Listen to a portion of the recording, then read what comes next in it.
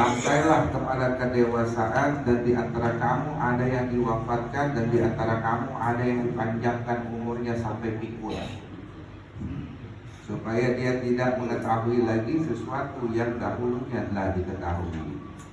Ini dalam Quran surat Al-Hajj ayat 5. Jadi maksudnya begini, kita ini di alam roh itu ada tingkatannya. Ya.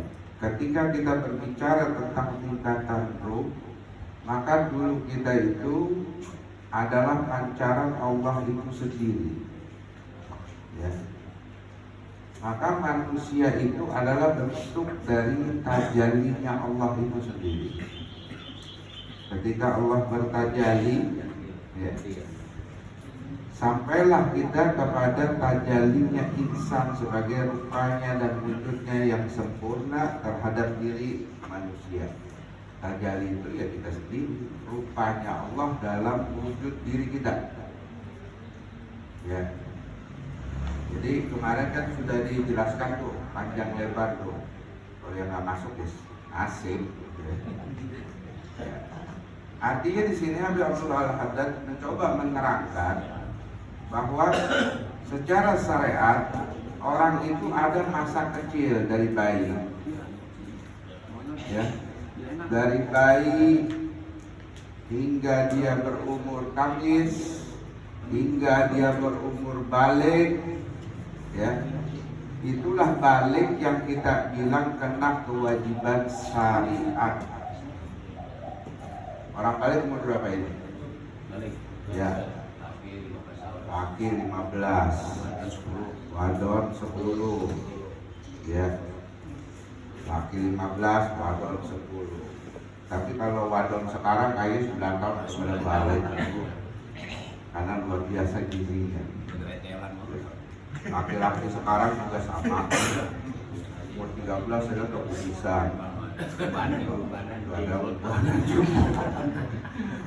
Maka kalau secara syariat ciri-ciri balik itu kan dia yang paling utama itu dia sudah mimpi basah.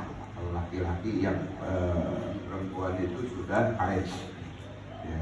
Tapi kalau nggak haid gimana hadir? Kalau nggak haid berarti dilihatnya dari perubahan tubuh. Yang tadinya kecil membesar kalau perempuan, yang tadinya nggak pahenol jadi pahenol. Laki-laki ditumbuhi sama bulu-bulu, ya pasti ada bulunya, mau yang bawah, mau yang atas, mau yang cambang, gitu. Maka dia itu udah balik berarti kalau udah ada ciri-ciri tersebut. Ya. Maka kewajiban syariat itu terkenalah sama dia. Kewajibannya seperti sholat, puasa, segala yang diwajibkan sudah dibebankan sama orang yang sudah balik. Di sini diterangkan juga bahwasanya balik menurut syariat dan balik menurut makna takwilnya, hakikatnya itu berbeda. Kalau menurut syariat dia balik secara ketentuan syariat umurnya 10 kalau perempuan atau haid atau laki-laki 15 tahun. Tapi baliknya yang secara makna hakikat itu adalah ketika kita mempunyai kesadaran penuh.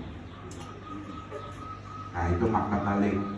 Maka orang 40 tahun, 30 tahun, kalau dia belum sadar, itu namanya belum balik. Walaupun kan kakek-kakek. Ya, jadi maknanya itu secara hakikatnya. Makanya kalau kita ngaji Quran itu ditakwil, maka kita tahu rahasia sir-sirnya. Ya. Maka dibagilah tingkat kedewasaan menurut Habib Abdul Al-Haddad. Ya, yang pertama kalau secara syariat dewasanya itu kita di antara umur 40. Ya, Jadi selama belum umur 40 berarti ada apa? Anak kecil, terus balita, remaja, baru dewasa. Berarti ada 4 tahap. Habis dewasa apa? Tua. Habis tua, tua bangka, tua renta. Terus ya, gitu dah. Terus menunggu mati.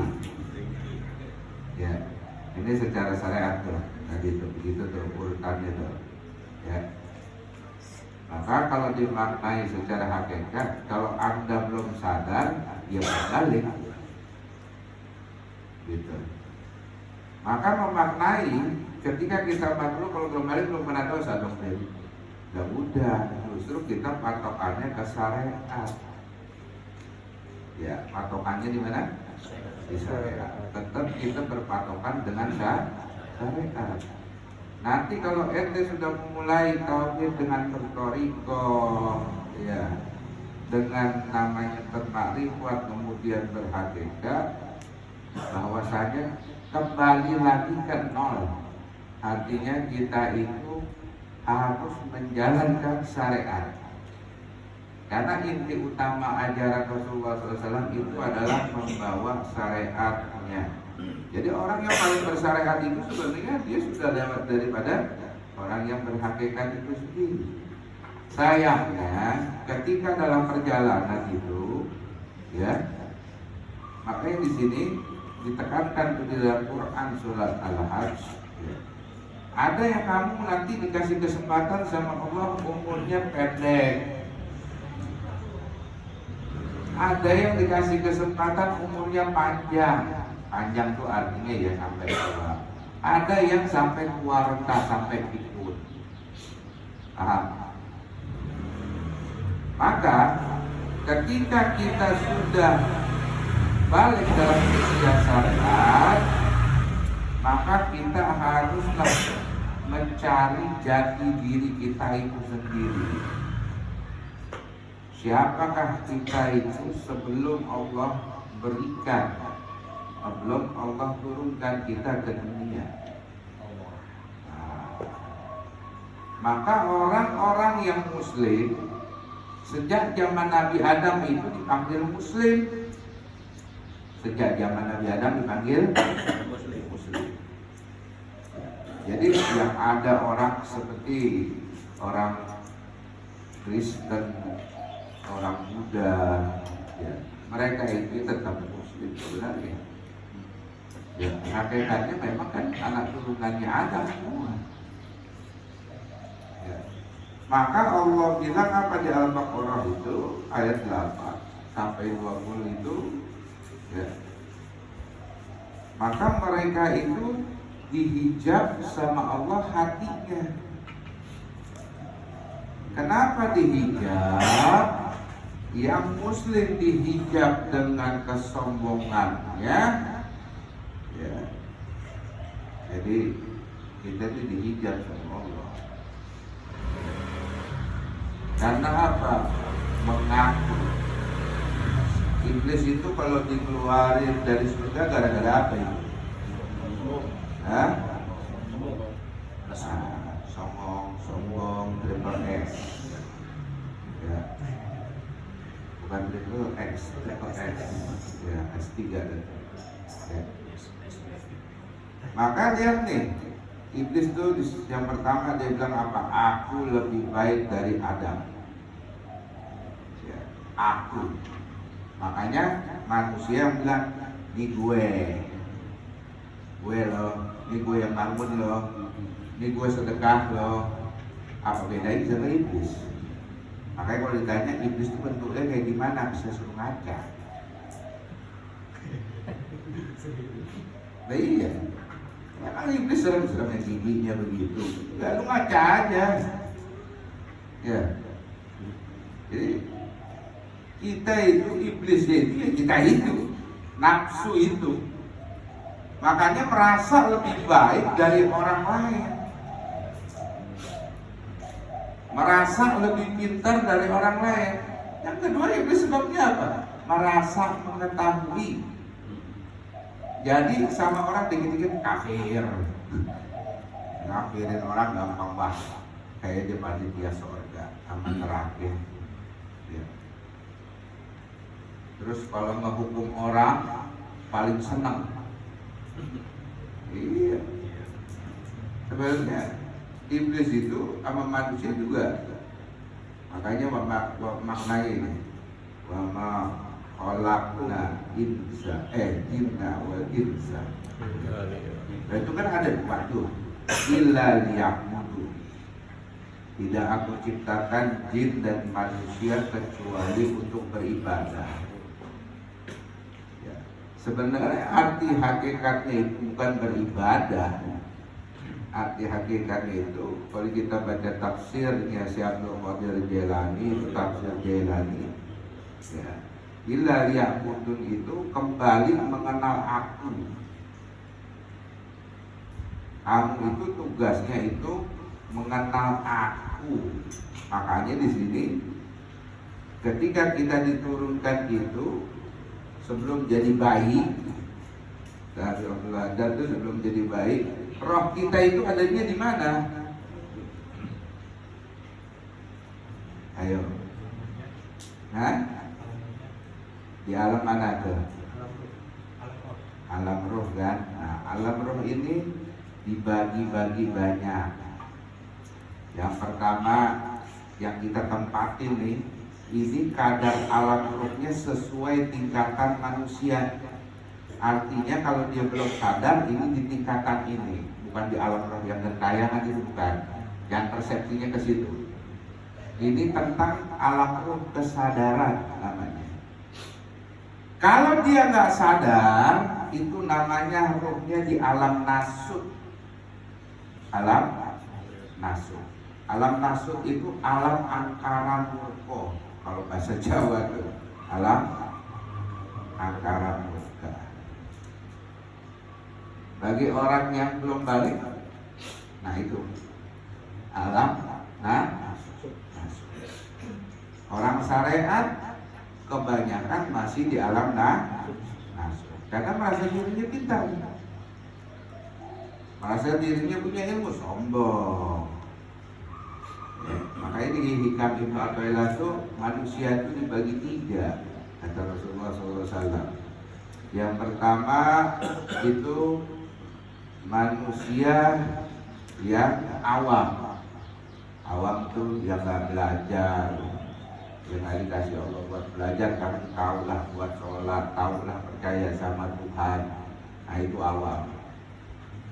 Yang kedua itu manusia khawas, manusia khusus, min ahlil ilm, min ahlil hijab. Manusia yang pondok kalau kita bahasanya, tapi dia dihijab hatinya sama Allah.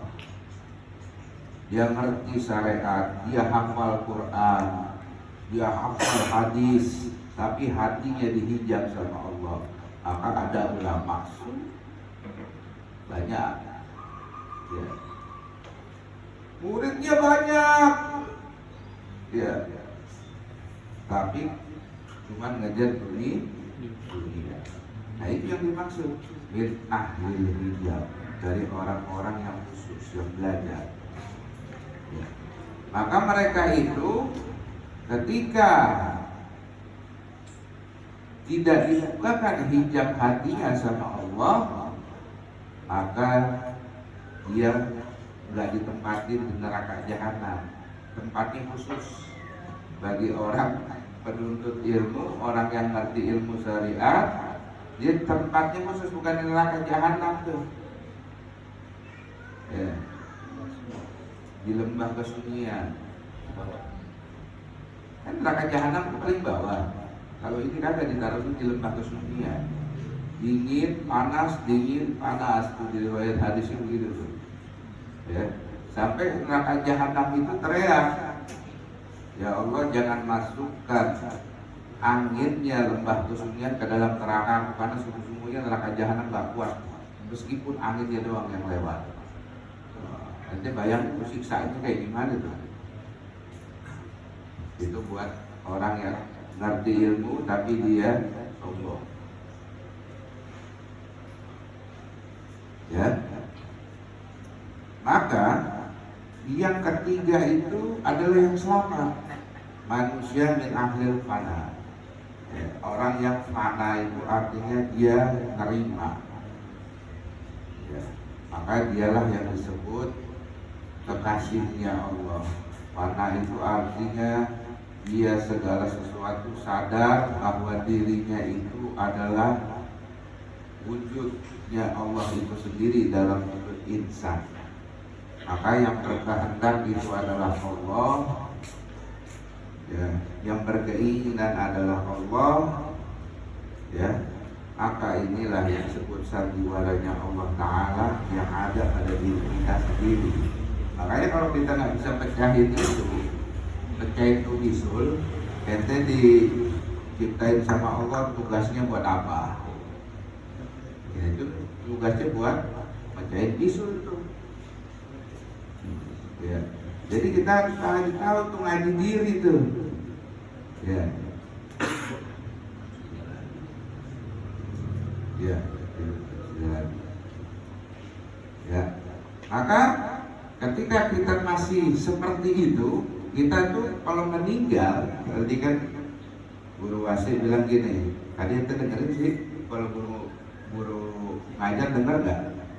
Bahwasanya zat sama sifat itu nggak boleh terpisah. Tadi dengar nggak tuh?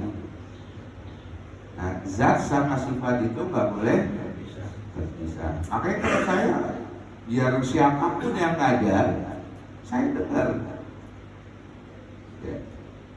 Karena orang yang menghargai ilmu itu luar biasa. Ya. Jadi dia ngomong, saya merekam aja terus. Ya. Maksudnya apa? Zat sama sifat itu nggak boleh dipisah. Artinya engkau nggak boleh bercerai dengan apa yang sudah dipantulkan oleh Allah itu sendiri. Kita ini nggak dicipta, kita ini dipancarkan. Makanya kalau orang yang ngerti kita adalah pancaran ilahi, kan gitu. Ya. Dipancarkan. Maka kalau sinarnya terpecah, kayak kaca kita pakai gelas beling itu kita pecah, blok, ya kan? Kemana-mana kan? Hancur kan? Nah, kalau kita meninggal di alam nasut itu, ya, maka kita itu matinya otomatis dimakan sama tanah. Karena kita berasal dari tanah, dimakan sama tanah. Makanya kalau lihat jasad orang yang hancur dimakan belatung, nah itu berarti dia nggak lolos dari. Ya. Yang kedua, ketika Allah buka hijabnya sedikit, ya, dipanjangkan umurnya ini, maksudnya Allah berikan kalau hakikatnya itu bukan dipanjangin umur, oh, ya, bukan dipanjangin umur itu udah ditetapin, maksudnya udah sekian, dipanjangkan umur di sini. Kalau kita tahu ya, itu artinya Allah buka hijab sama itu orang supaya itu orang kenal sama Allah, bisa masuk surganya. Paham? Ya. Maka dia akan mencari tahu, dikasih tahu di hatinya. Ciri-cirinya orang yang kayak gitu kayak apa itu? Orang yang doyan ngaji. Orang yang doyan ngaji, meskipun dia masih sombong, umpama. Tapi kalau dia doyan ngaji nih, suatu saat dibukain sama Allah hijabnya satu-satu. Tapi kalau orang gak demen sama ulama, udah hancur. Paham gak? Dibukain. Nah kayak ente ini kan lagi dibukain tuh, udah ditulisin, dibukain golongan orang-orang yang selamat. Golongan orang-orang, taunya gimana golongan orang-orang yang selamat? Kan kalau kita yang nyari surga maka bukan mungkin. Logikanya kita berakal gitu. Kita pengen nyamperin surga udah ada mungkin. Maka Allah itu baik. Ya. Allah yang dekatkan surga itu sama kita. Makalah ciri-ciri orang yang bakal memasuki surganya Allah itu didekatkan surga itu sama kita. Gimana tahu caranya? Doyan ngaji, doyan wiridan, doyan maulidan, doyan sowan ke orang-orang soleh. Nah, kan ketahuan tuh ciri-ciri daripada orang yang didekatkan surga. Maka amalan-amalannya juga penghuni surga. Cuman bukan diuji. Begitu buka hijab diuji langsung. Lu bisa matiin diri lu enggak? Maka kata Nabi, taubatan nasuha itu maksudnya apa? Nah, tahu nggak? Yang maksudnya taubat nasuha itu apa? Kata ulama, taubat ulang-ulangin lagi. Tapi kita suruh kadang-kadang ada orang ngomong taubat, maksiat tobat kan gitu. Ya, tobat sangka. Ya. Itu kalau tobat sambal, Allah suka sama orang tobat sambal. Artinya dia kan sadar itu dia salah. Tobat lagi, tobat lagi, maksiat lagi, tobat lagi. Tapi ada syarat itu tobat sambal. Kalau Anda sudah sadar siapa diri Anda, artinya kalau orang yang belum sadar, dia memakai fasilitasnya Allah di dalam tubuhnya, 1000 kali ente baca istighfar orang empat.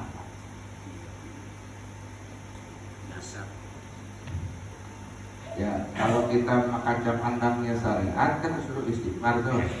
Ya, tapi kalau kaca pandangnya hakikat itu lu belum kenal diri lu belum kenal Tuhan lu, bagaimana mengucap istighfar? Kalau lu aja kagak tahu Tuhan siapa? Kan begitu. Ya. Maka ketika hijab dibuka, ya, Anda mulai berjalan, itulah namanya thariqah. Thariqah itu perjalanan. Ya, thariqah itu jadi apa? Berjalan. Paham tuh? Jalan tol dah. Ketika di dalam perjalanan ada yang sanggup, ada yang kagak. Judulnya kayak Sumboko, mencari kitab suci pergi ke barat. Lah, emang apa itu film benar? Lah, itu film nyeplak banget ilmu tauhid itu. Emang barat adanya di mana? Mekah. Cuman dia kagak nyampe aja, kagak bertauhid. Ya, saya ketemu seminar sama orang Buddha, sama orang Hindu. Problemnya sama, ada dia nggak mengucap kalimat tauhid, padahal dia paham. Pintaran dia orang daripada kita. Ada yang nakal, 20 tahun begitu. Iya. Ditanya hakikatnya kejadiannya manusia gimana? Oh, manusia Haji itu terdiri dari 4 unsur. Jadi saya itu melihat manusia itu sama semua. Tanah, angin, air, api. Tuh, udah tahu ya. Padahal itu api itu. Tanah, angin, air, api. Jadi saya kalau melihat Bapak, jadi saya melihatnya tanah, air, angin, api. Karena hijab ini buka sama Allah, hatinya bagus. Cuman hijab yang tebelnya lagi dia harus tahu dia itu paling tebel itu. Nah kita ini nasibnya baik dikit. Dari kecil udah Islam, tinggal nyari jalan pulang. Maka jalan pulang itulah yang namanya ruh kita itu mesti kembali. Maka zat sama nurnya Muhammad, Nur Muhammad itu adalah sifat, tidak boleh bercerai, itu maksudnya. Zat dan sifat tidak boleh bercerai, artinya Anda harus mengakui bahwa itu la ilaha illallah Muhammadur Rasulullah. Itu maksudnya. Ya. Nah, la ilaha illallah Muhammadur Rasulullah itu ada tingkatannya. Maknanya syahadat itu artinya apa? Makna syahadat saksi. Bersaksi. Nah, kalau menyaksikan kan melihat. Makanya orang dusta kalau nggak bisa melihat Allah itu. Jangan ngomong-ngomong Allah, katanya Allah nggak boleh diomongin. Orang Allah sendiri bilang wujud, kok kita yang nggak boleh ngomong, gimana sih? Jangan bicara tentang Allah, nggak usah digambar. Siapa yang mau menggambar? Orang Allah sendiri yang nyatain la maujuda illallah. Nggak ada yang wujud kecuali aku, kata Allah Ta'ala. Nah, wujud itu ada yang dilihat. Ya, maka wujudnya itu kita saksikan di dalam diri kita. Itulah yang dipanggil insan.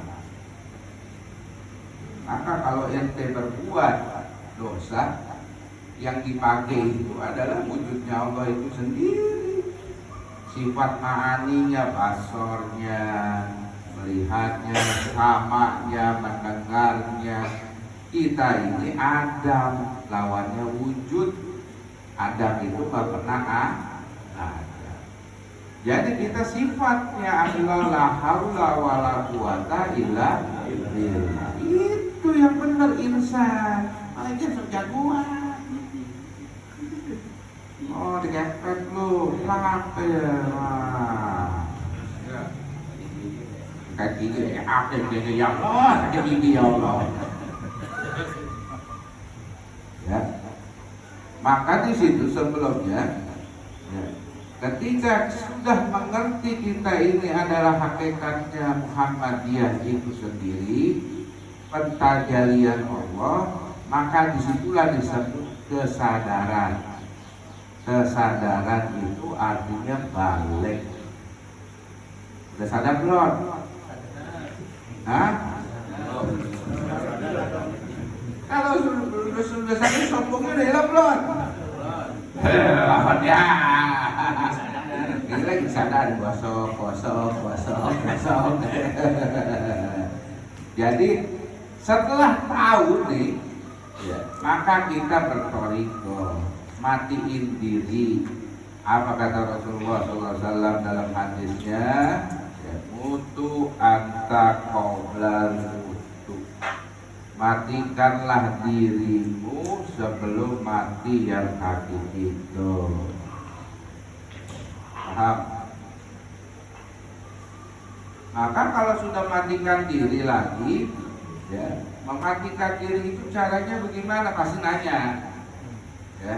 Caranya mematikan keakuan diri. Caranya beriman kepada yang nomor 6. Apa itu nomor 6 rukun iman? Bodoh dan kodar, nggak usah lagi pusing. Yang miskin ya terima. Ya, udah ditulisnya miskin gimana? Yang kaya dia terima. Yang sedang ya terima, yang lakinya jelek ya terima, yang bininya jelek ya terima. Ketika Anda mengeluh dalam berdoa itu syirik. Ya Allah, saya kepengen ini, kepengen itu kepengenan lu. Makanya di hitam tuh bilang doa sampai budak juga nggak bakalan bisa. Jadi doa itu adalah memuji akan diriku sendiri. Memuji itu sifat orang apa? Pasrah.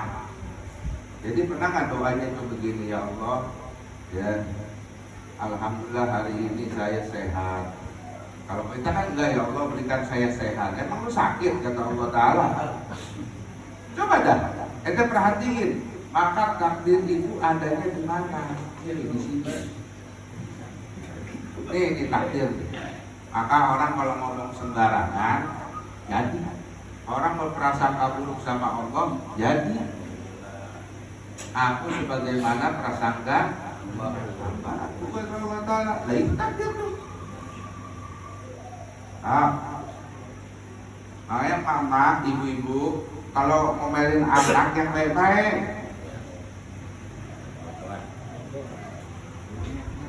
jangan anak monyet tadi bawa-bawa. Lah itu dijadi. Bapaknya cuma anak pejajaran, setan. Lah itu yang kita ucapin yang jadi. Maka kata Nabi SAW, berhati-hatilah dengan lidahmu. Lidah itu paling banyak. Setelah ditambah ya omongan ya berdoa ya dikabulin. Makanya ud'uni astajib lakum. Allah nggak bohong kan? Apa yang engkau pikirkan itu yang dijadikan. Ya Allah, saya minta ditambahin rezeki, kasih saya rezeki apa? Emang selama ini mau ngasih lu rezeki? Lalu doanya salah. Lah, kenyataan apa lah? Ya Allah, saya kepengen ini, kepengen itu. Agak pengen ada banyak banget dipecah tadi.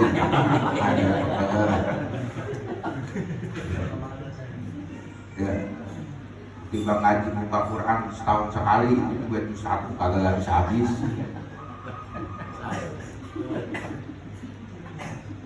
Pengenannya sampai abrak. Ya. Artinya apa? Doa yang ente ucapin itu protes. Demo Allah. Protes itu. Kapan aku gak kasih rezeki kamu katanya? Kapan aku bikin kamu sakit? Akhirnya kasih sakit. Kalau doa itu, Allah alhamdulillah saya sehat, anak saya sukses semua, anak saya pintar-pintar, rumah tangga yang kau anugerahi kebaikan semua. Pernah nggak begitu? Agak. Ya Allah, jadikanlah anak saya dan istrinya itu supaya nggak berantem, supaya nggak begini. Ya terus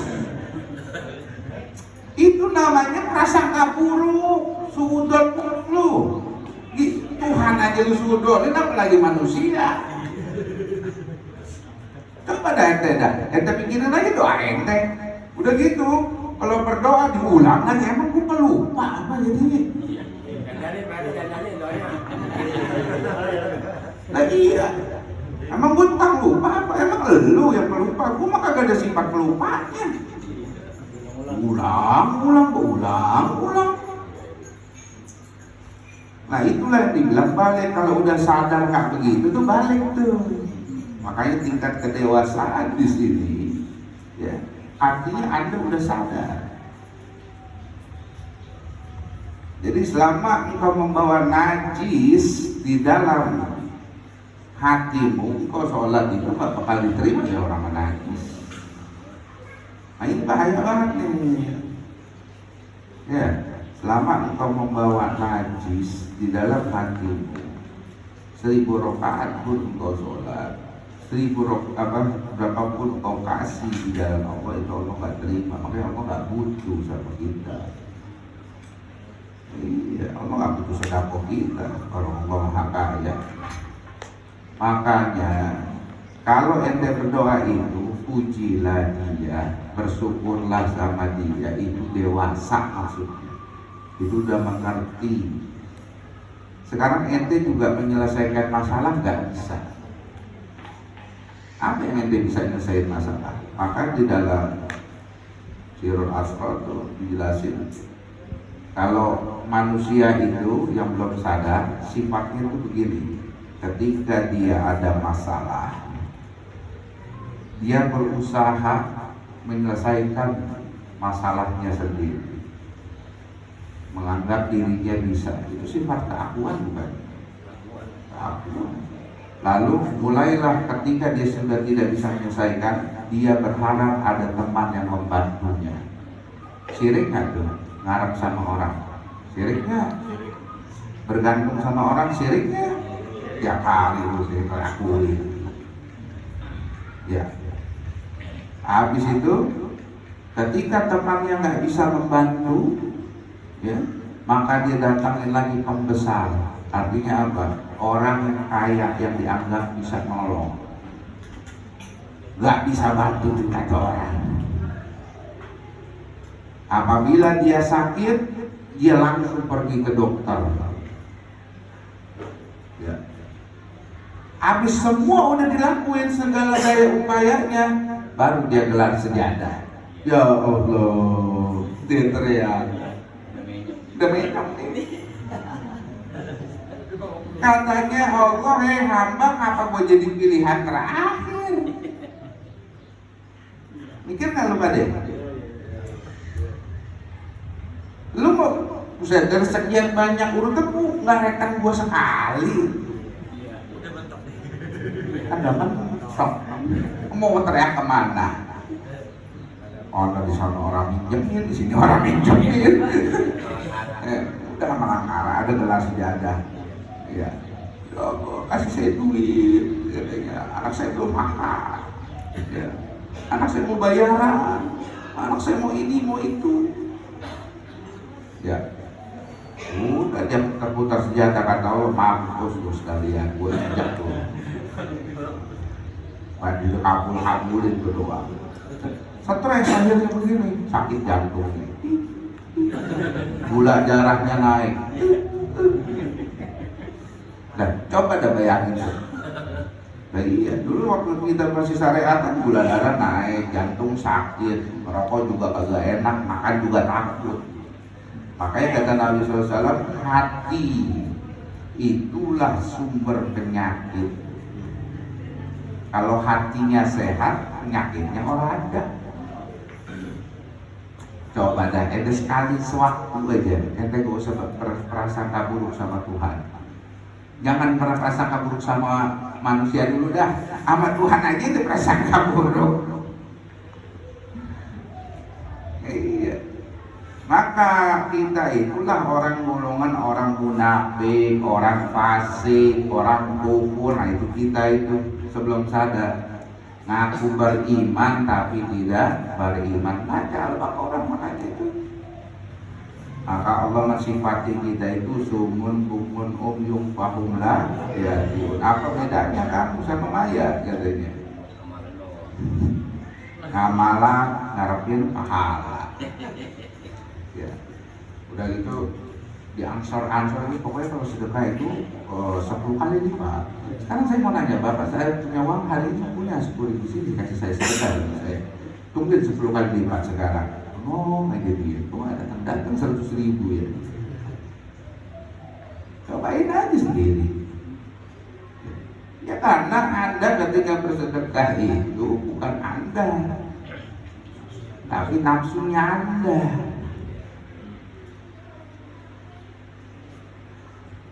Itu. Maka orang kalau sama Allah terus itu nggak ada yang miskin. Makanya Allah nggak bilang aku nggak ciptain orang miskin, nggak ada. Ya, orang kalau yang sudah hatinya sama Allah terus, dia tidak akan pernah susah. Dunia melayani, dunia aku jadikan pembantumu, itulah yang Nabi lakuin. Ini semua kuncinya adalah di Rasulullah Shallallahu Alaihi Wasallam. Ya, maka di sebelumnya tuh, ya, walladzina la ilaha ghairu in ahadakum la ya'malu bil amali ahli jannah hatta ma yakun bainahu wa bainaha ilal zira. Ini hadis ini kalau kita dengar serem deh. Orang yang dikit lagi masuk surga nyebur ke neraka. Orang yang mau nyebur ke neraka masuk surga. Artinya ini yang tadi 3 manusia tadi itu. Orang udah kepedean, amalnya banyak, tapi dia nggak tahu jati dirinya. Yang ngasih itu Allah, tapi dia akuin punyanya dia. Seakan-akan amalnya banyak, dia sedekah, gue loh yang sedekah. gue lo yang begini. Akhirnya itu perasaan dia pun bentar lagi masuk surga. Tahu ini belum di neraka. Ada orang bego, sholat kagak, apa kagak, ya. Tapi sekali dibuka hijab sama Allah Ta'ala, dia paham yang melakukan perbuatan ini adalah Allah itu sendiri. Maka ketika tulisannya neraka, diganti sama Allah surga. Paham? Ya, ini hadis dari Nabi SAW. Makanya ya, kita ini meskipun tahu kita itu adalah insan, lupa dalam wujudnya sendiri, tapi kita perlu hati-hati. Meskipun kita udah ditampakkan surga maksudnya Allah. Ya, maka istiqomah itu susah. Istiqomah min alfi karomah, berat. Ya, istirahat atau tidur ya. Ya. Makanya orang kalau beribadah itu hitung-hitungan pasti. Benar ya? Karena ada yang di Arab kan, makanya dia hitung. Gitu. Makanya Allah bilang lagi di dalam hadis qudsi, kalau aku gak ciptain surga, engkau masih mau melakukan amal perbuatan. Aku gak ciptain neraka, engkau masih gak mau maksiat katanya. Jadi neraka surga itu ada di mana sih sebenarnya? Jadi kita hakikatnya itu kan perbuatan yang diridhoi sama perbuatan yang tidak diridhoi. Maka Allah udah bilang tuh, surga itu berwarna hijau. Hijau itu lambangnya apa sih? Bumi kan hijau kan? Kalau dilihat itu dari kejauhan apa? Bumi hijau. Maka lihatlah orang-orang yang tadi istidroj, yang benar-benar dapat surga. Ya, lihat tuh para alim ulama yang nyampe nih. Dilayani apa dunia? Dilayani. Orang kerja orang apa sih emang dilayani? Maka kalau kau gak dapat surga di sini, nggak mungkin kau dapat surga di sana. Perempuannya harim banyak, kan kata Nabi begitu. Istri-istrinya banyak, yang layanin bidadarinya banyak.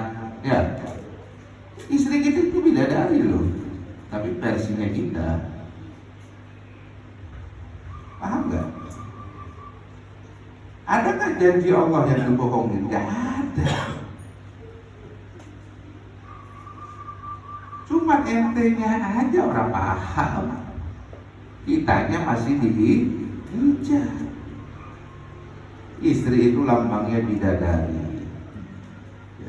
Makanya ketika Nabi Adam alaihi salatu wassalam, Allah turunkan dia di dalam surga. Surga yang mana? Surga dalam alam yang apa? Apa yang surga kekal abadi? Apa surga yang di dalam dimensinya Allah itu sendiri? Nah, itu harus paham tuh. Ya.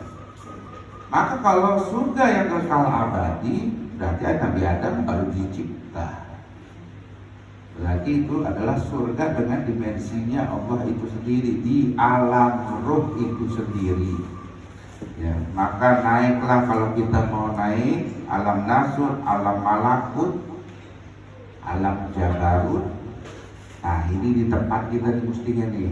Nah, inilah namanya surga Nabi Adam nih, alam lakut. Alam lakut. Maka manusia itu patokannya harus sampai kembali ke situ lagi, ke alam lakut. Maka kalau dia sampai ke alam lahut, jasadnya tidak dimakan tanah. Itu yang sebalik kalian mau dibongkar utuh. Kalau sudah dibongkar, sudah jadi cacing, ya udah sudah selamat itu. Action. lagi melengkung, ya udah. Ya, maka di dalam alam lahut Nabi Adam itu disempurnakan, ditiupkan. Setelah sempurna, ya Allah bertanya, siapa aku? Engkau adalah Tuhan.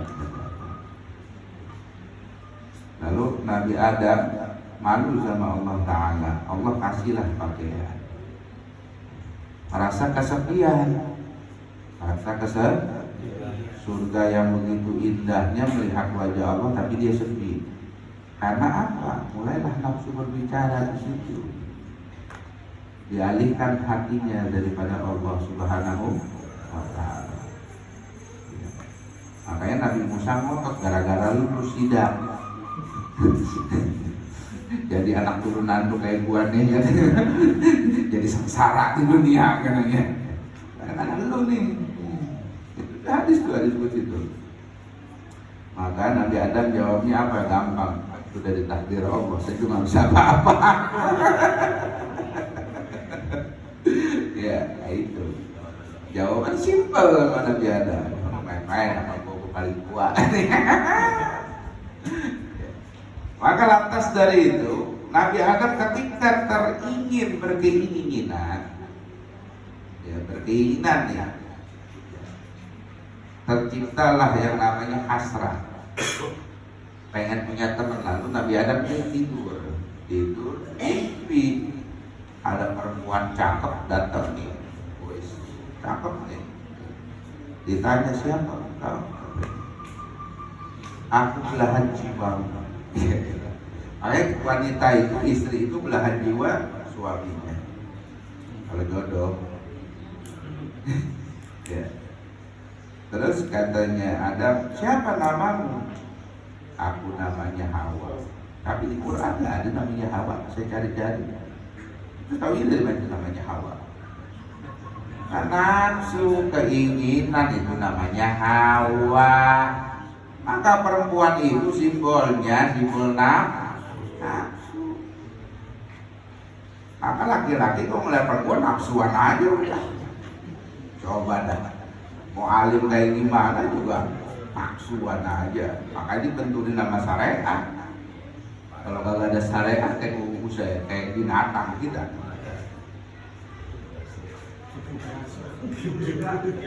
Hah? Oh, iya.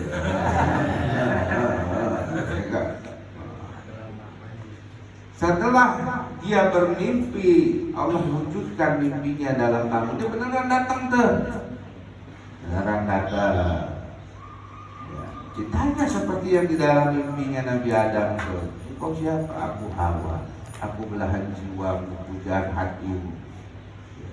Padahal nggak begitu ceritanya. Ya, ini supaya rame doang. Itu versi marifat. Kalau versi hakikatnya adalah Allah berikan itu dalam wujud rupanya itu sebagai temannya Adam, ya, teman hidupnya Adam.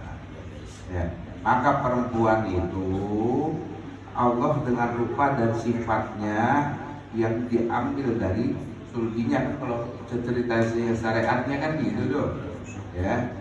Maka perempuan itu kurang lusunya kan bengkok, ya. Kalau dilurusin patah.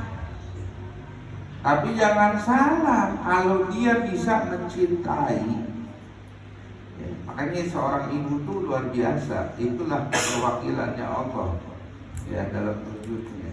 Coba anaknya jelek, dikata ganteng gak ya kalau anaknya? Bu, kalau ibu anaknya saya katain jelek, mana kan ya? Marah, tuh mama. Iya. Anak raja, anak laja, itu timang-timangannya tuh. Bapaknya tanggung. Ya iya kan? Tapi anaknya ditimangnya apa? Anak laja, anak laja. Iya, anak ojek. Ya. Artinya apa? Sejelek-jeleknya, senakal-nakalnya itu anak ibunya pasti sayang. Kalau bini belum tentu sayang. Makanya doraka itu luar biasa, hati-hati itu. Ya. Salah satu syarat ente mau masuk surga dilampirkan itu sama Allah Ta'ala, berbakti sama orang tua. Makanya setiap ayat Al-Quran itu ya menempel dengan ayat berbakti sama orang tua. Coba kita lihat, kalau nggak birrul walidain itu habis Allah, Nabi birrul walidain, tek hampir semuanya. Maka ketika Hawa itu sudah selesai bersama Adam, maka kan kalau secara syarat ilmunya bagaimana itu? Makan buah kuldi. Ya, makan buah.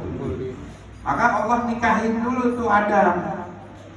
Di dalam surga itu dinikahin. Itu yang namanya dengan nikah batin. Maka nikah batin itu antara si Adam dan si Hawa yang dilakukan di surga. Ya, di dimensi alam lahir itu. Maka perempuan kita ini kan kita secara syariat sudah nikah, tapi secara batin itu kita nggak nikah. Nah ini berapa? Nggak satu perahu. Gimana kan kita batin itu? Belum nikah juga lo, yang belum nikah mana nggak usah ikut. Nah, cara nikah batin itu yang pertama, nih Bu, dengerin saya Bu. Keistimewaan yang orang nikah batin saya kasih tahu nih. Kalau lakinya selingkuh, tahu dia langsung. Sinyalnya ketakut. Sama, kalau perempuan selingkuh juga lakinya tututan juga. Maka kalau sudah nikah batin caranya bagaimana? Ambil air wudhu, habis sholat, kau panggil istrimu, kau pegang begini, jangan pegang di atas di bawah begini, gampang, ya kan? Kau bilang, naik ikutin ente balas sekarang mantun, ya, kayak mantun, ya. Assalamualaikum ya babur rahim. Ente ngomong dulu tuh sama bini, Assalamualaikum ya babur rahim. Lalu istri menjawab, Waalaikumsalam ya Babu Rahman. Waalaikumsalam ya Babu Rahman. Lalu si suami menjawab lagi, Asyhadu an la ilaha illallah. Lalu si istri menjawab, Wa asyhadu anna Muhammadar Rasulullah. Nah itu namanya nikah batin. Jadi satu perahu lah dia itu suami istri, lahir dan batin. Dan orang nikah batin itu ya ketika dia satu perahu suaminya nikah lagi, nikah ya, dia pasti terima karena dia sesuai syariat. Ngeri? Oh, semarah-marahnya dia menerima nggak bercerai. Jangan praktekin bang, gue tahu kalah-kalahan tuh. Gue tahu udah dari otaknya ini. Bacain aja dan. Jangan pulang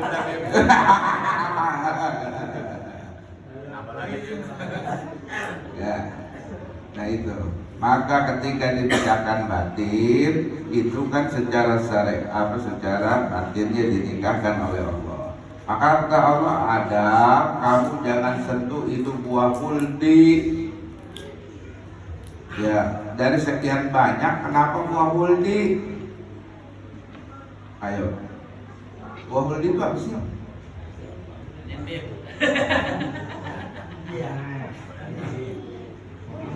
Buah yang dilarang. Itu kan kias. Jangan kau sentuh dulu Adam, jangan kau sentuh dulu Hawa. Kau nggak boleh enging di sini. Ini surga bukan tempat cocok tanam. Disentuh. Itulah hawa nafsu yang gara-gara hawa nafsu itulah Nabi Adam diturunkan sama Allah Taala ke dunia. Ante bayangin tuh, Nabi di dalam surga diturunkan gara-gara hawa. Tapi Nabi Adam pintar, Nabi Adam cepat tobat. Makanya Allah kasih bekal ketika dia tobat. Ya. Maka Ibunda Hawa itu ditaruhlah di barat. Maka lambangnya orang barat itu perempuan. Kita itu di timur, lambangnya laki-laki. Ya. Ketika kita dilambangkan timur, berarti barat itu menjajah timur. Berarti hawa nafsu itulah yang menjajah kita, laki-laki. Ya. Bagaimana Allah lihatkan itu, kita dipertemukan di Jabal Rahmah sudah berapa tahun? 40. Artinya apa? Ketika Nabi Adam sudah bisa menaklukkan hawa nafsunya, maka lihatlah itu ditemukan sama Allah dalam ikatan kasih sayang karena Allah sendiri. Maka disitulah nikah syariat pertama kali. Nikah syariat. Makanya ada nikah batin, ada nikah syariat. Begitu.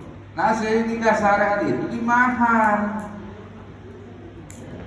Di mahar. Maharnya Nabi Adam apa itu?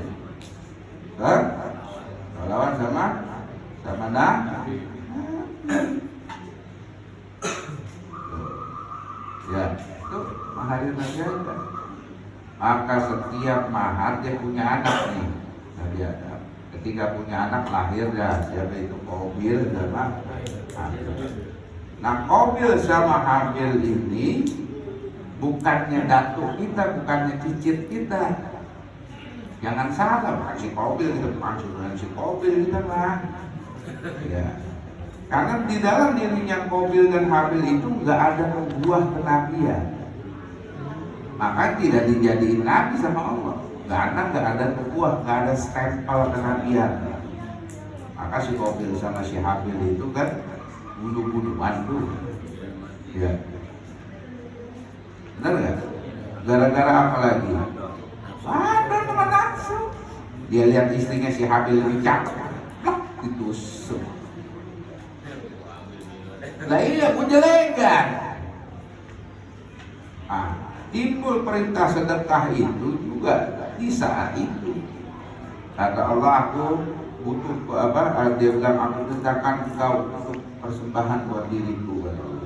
Siapa yang paling bagus bersedekah untuk aku, itulah yang aku terima. Si Qabil itu ngasih buah-buah busuk, anggap remeh. Sedangkan si Habil itu ngasihlah yang terbaik, ngasih domba.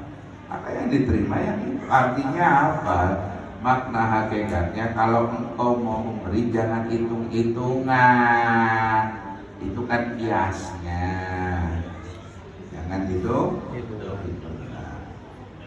Hanya kalau Allah syari'ul hisab, Allah itu lebih cepat menghitung. Ya. Maka ketika kita itu maknanya jin dan manusia, itu artinya sebenarnya kita dulu itu satu alam dengan jin dan manusia. Manusia dan jin itu satu alam. Maka ketika lahir Nabi Allah Sis dari perkawinan silang antara anaknya Nabi Adam, Nabi Allah Sis itu memohon kepada Allah agar dipisah antara alam jin dan alam manusia. Maka jangan salah-salahin jin. Kata jin, gue dibawa-bawa mulu. Lah iya, gue juga yang lagi nyari jati diri. Makanya kan diibaratin jin itu ada yang kafir, ada yang Islam, ada yang gak beragama.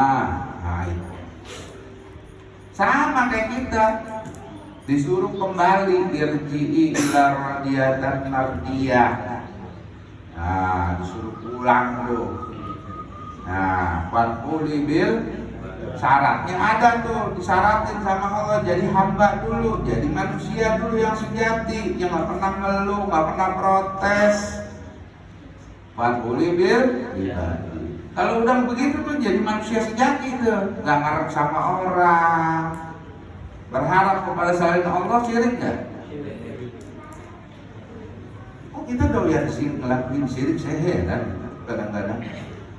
Di Arab-Arab, amal anak aja nggak boleh ngarep, sama bini nggak boleh ngarep, bini sama laki nggak boleh ngarep, sama gaji lu pada ngarep. Lah sirik lah, ilaha illallah. Sirik.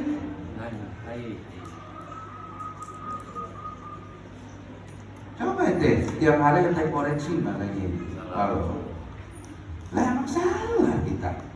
Makanya itu matiin diri itu nggak gampang, butuhlah dibimbing.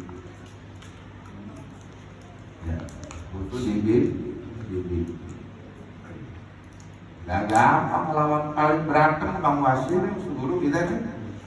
Berantem sama orang berani dia mah. Ya, kan justru berantem mendewakan dirinya, berani nggak? Makanya jihad paling besar itu apa? Melawan diri sendiri. Ya, pada kalah semua.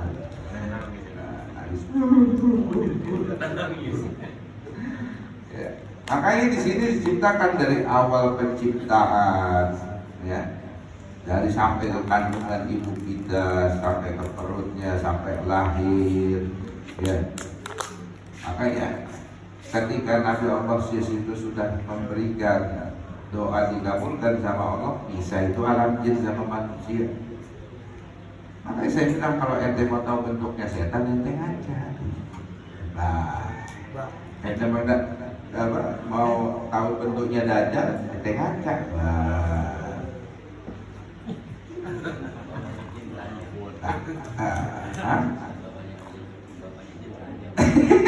Bapak ini lancar, jawabannya terus ya. Ya, maka Nabi SAW itu ya beda jalurnya. Nabi itu adalah Bapak Ruh, ya. Dari Nur Muhammad langsung ke bawah. Artinya Allah spesialkan. Maka di dalam diri Rasulullah tuh, Rasulullah bilang, aku itu orang yang pertama menjadi Nabi dan Rasul sebelum Adam dicipta. Aku udah dicipta. Cuman belum dizahirkan. Maka kalau kita tidak bisa mencintai Nabi, ya, tidak bisa mengikuti akhlaknya Nabi, nonsen semuanya itu, nonsen. Maka pembuka pintu makrifat itu adalah Rasulullah Shallallahu Alaihi Wasallam. Ya. Nah, saya mau nanya boleh?